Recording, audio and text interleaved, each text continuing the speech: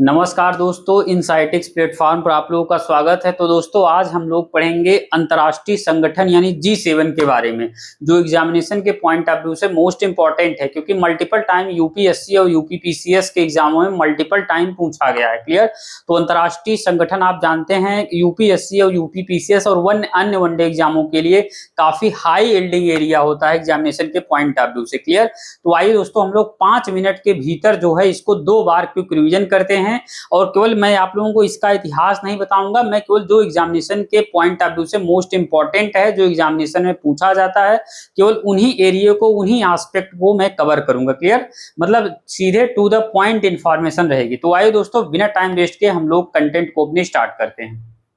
देखिए दोस्तों, यहाँ ऊपर लिखा गया है G7 यानी इसका फुल फॉर्म होता है ग्रुप 7 यानी समूह 7। क्लियर। देखिए G7 का मतलब क्या है। G7 जो है दुनिया की 7 सबसे बड़ी अर्थव्यवस्था और विकसित देशों का समूह है। याद रखिएगा G7 क्या है। G7 दुनिया की 7 सबसे बड़ी अर्थव्यवस्था और विकसित देशों का समूह है, क्योंकि G7 में जो सबसे बड़े ताकतवर और सबसे शक्तिशाली देश हैं, पावरफुल देश हैं, वही कंट्री जो है G7 में शामिल है। क्लियर। आप लोग अभी आगे देखेंगे। तो कुल मिलाकर G7 दुनिया की 7 सबसे बड़ी अर्थव्यवस्था और विकसित देशों का समूह है। याद रखिएगा। इसको स्टैब्लिश यानी इसकी स्थापना कब हुई थी, तो 1975 में G7 को स्टैब्लिश किया गया था। तब इसमें 6 कंट्री शामिल थे, 6 देश शामिल थे। उसके बाद में 1976 में 1976 में कनाडा जुड़ गया, तो उसके बाद यह G7 बन गया। याद रखिएगा। इसकी स्थापना यानी G7 यानी समूह 7 या ग्रुप 7 की स्थापना 1975 में हुई थी। तब 6 देश थे। बाद में यानी 1976 में कनाडा जुड़ गया, उसके बाद G7 बन गया, क्योंकि 7 कंट्री हो गए।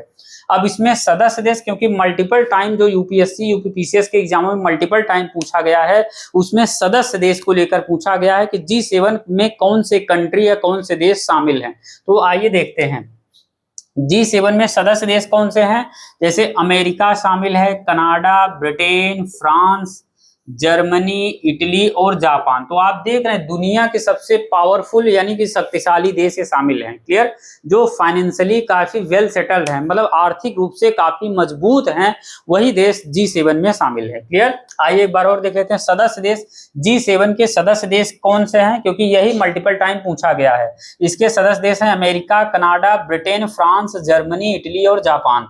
यह एक चीज और फोकस करिए, यह कोई मतलब G7 जो है यह कोई सैन्य संगठन नहीं है, यह कोई मिलिट्री अलायंस या मिलिट्री ऑर्गेनाइजेशन नहीं है। यह बात का ध्यान रखिएगा। G7 कोई सैन्य संगठन या मिलिट्री ऑर्गेनाइजेशन या मिलिट्री अलायंस नहीं है, इस बात का फोकस करिएगा। जिस तरीके से नाटो जो है, नाटो वो कुल मिला के एक मिलिट्री अलायंस है, एक सैन्य संगठन है, उस तरीके से G7 कोई सैन्य संगठन नहीं है। याद रखिएगा। अब देखिए G7 के जो फैसले होते हैं, जो डिसीजंस होते हैं, वह कानूनी रूप से मतलब लीगली बाइंडेड नहीं होते, मतलब कानूनी रूप से बाध्यकारी नहीं होते। किसी भी देश को मतलब G7 ने जो आदेश दिया, जो फैसले लिए, जरूरी नहीं है कि उसको हर देश फॉलो करेंगे। क्लियर। क्योंकि लीगली बाइंडेड नहीं है, इस बात का ध्यान रखिएगा। लेकिन दुनिया पर इसका बहुत प्रभाव पड़ता है। इसको एक बार और पढ़ दें तो बहुत ज्यादा क्लैरिटी आ जाएगी। G7 के जो फैसले होते हैं वह कानूनी रूप से बाध्यकारी नहीं होते हैं, लीगली बाइंडेड नहीं होते हैं, लेकिन दुनिया पर इसका बहुत प्रभाव पड़ता है, यानी दुनिया पर बहुत ज्यादा प्रभाव डालता है G7। अब देखिए G7 के उद्देश्य को देख लेते हैं। हालांकि बस इतनी ही इंफॉर्मेशन जानना हम लोग जरूरत थी, क्योंकि एग्जामिनेशन के पॉइंट ऑफ व्यू से यही चीजें मल्टीपल टाइम पूछा हुआ है कि G7 में सदस्य देश कितने हैं। दूसरी चीज G7 का उद्देश्य क्या है, तो दुनिया की अर्थव्यवस्था को मजबूत बनाना, अंतर्राष्ट्रीय शांति और सुरक्षा को मेंटेन रखना, गरीब और जो विकासशील देशों की मदद करना, हेल्प करना उनको किसी भी तरीके से। उसके बाद क्लाइमेट चेंज और इन्वायरमेंट का प्रोटेक्शन मतलब संरक्षण करना, क्लाइमेट चेंज और इन्वायरमेंट पर मतलब जो है उसका संरक्षण करना किस तरीके से किया जाए, ये सब G7 चर्चा करता है। दूसरी चीजें क्या है, जैसे नई नई टेक्नोलॉजीज और साइबर सुरक्षा पर भी फोकस करना। क्लियर। नई नई टेक्नोलॉजी इनोवेशन के क्षेत्रों में भी फोकस करना। क्लियर। तो आइए दोस्तों हम लोग इसको 2 मिनट में या 1 मिनट के अंदर इसको एक बार से और क्विक रिवीजन कर लेते हैं, ताकि आप लोगों को कंसेप्चुअल क्लैरिटी आ जाएगी इसके प्रति। देखिए G7 यानी कि ग्रुप 7 या समूह 7। G7 जो है दुनिया की 7 सबसे बड़ी अर्थव्यवस्था और विकसित देशों का समूह है, क्योंकि इसमें पूरे ताकतवर जो फाइनेंशियली रूप से, आर्थिक रूप से ताकतवर देश हैं वही देश शामिल हैं। इसकी G7 की स्थापना 1975 में की गई थी, तब इसमें 6 देश थे। बाद में कनाडा 1976 में कनाडा जुड़ गया, तब G7 बन गया। इसके G7 के सदस्य देश कौन है, क्योंकि मल्टीपल टाइम सदस्य देश पूछा है यूपीएससी के एग्जामों में, यूपी पीसीएस के एग्जामों में। तो G7 के सदस्य देश America, Canada, Britain, France, Germany, Italy, Japan. एक बार और, America, Canada, Britain, France, Germany, Italy, Japan मतलब G7 के सदस्य देश हैं।